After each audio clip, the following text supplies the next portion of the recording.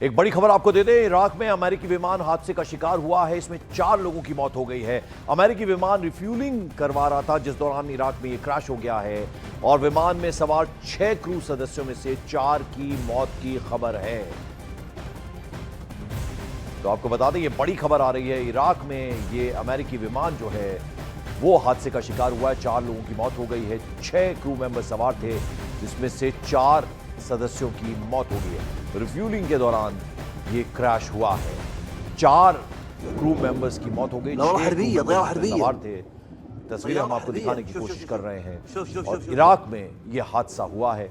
इस विमान में 6 क्रू मेंबर्स थे, जिनमें से 4 की इस हादसे में मौत हो गई।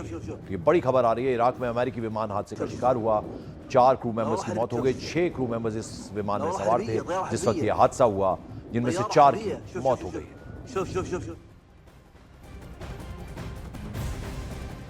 और उधर आज इराक में अमेरिका का एक सैन्य विमान क्रैश हो गया। बताया गया कि यूएस सैन्य विमान KC-135 क्रैश हुआ है। यूएस सेंट्रल कमांड ने इस हादसे की पुष्टि कर दी है। इससे पहले आपको बता दें, 1 मार्च को इराक में KC-135 सैन्य विमान हादसे का शिकार हुआ था।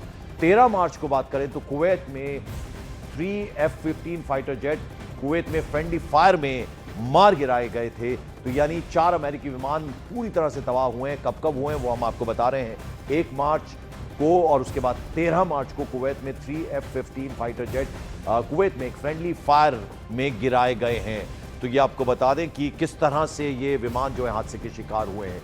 और 14वें दिन ईरान जंग और ज्यादा भयंकर हो गई है। धीरे धीरे ये आग पूरे पश्चिम एशिया में फैल चुकी है। हाहाकारी तस्वीरें सामने आ रही हैं, क्योंकि अब जंग समंदर, आसमान और जमीन पर हर जगह लड़ी जा रही है। आपको 25 हाहाकारी तस्वीरें जरा एक बार दिखा दें।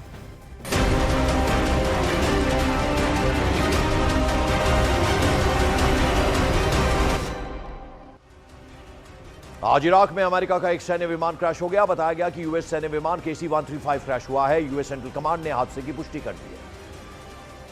इजराइल ने ईरान पर हमले और तेज कर दिए हैं। 24 घंटे में ईरान के 200 से ज्यादा ठिकानों पर हमला हुआ है। इजरायली एयरफोर्स ने आसमान से बरसाए हैं बम।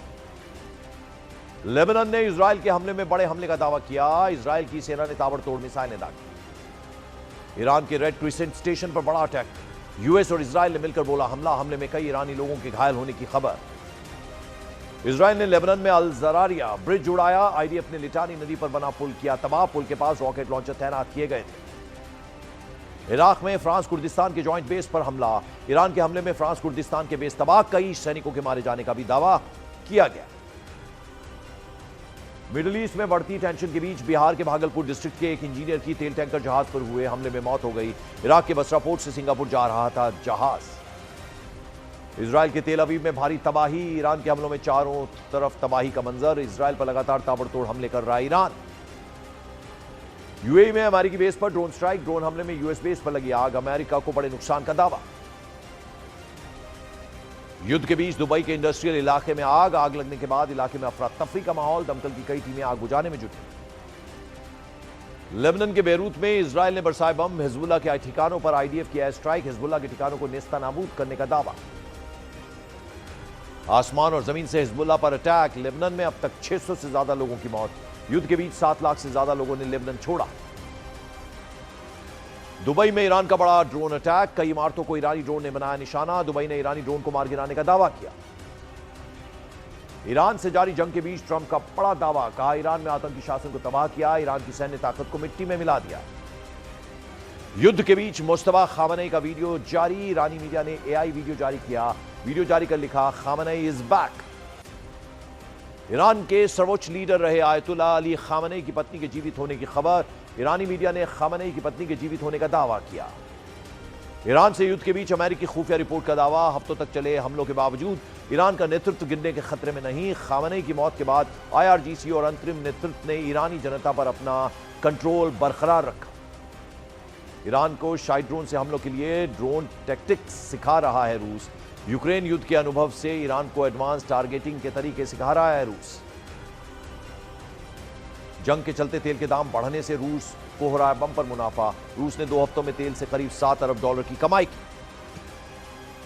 रमजान में अल अक्सा मस्जिद बंद करने पर इजराइल पर भड़के यूएई, मिस्र समेत 8 मुस्लिम देश।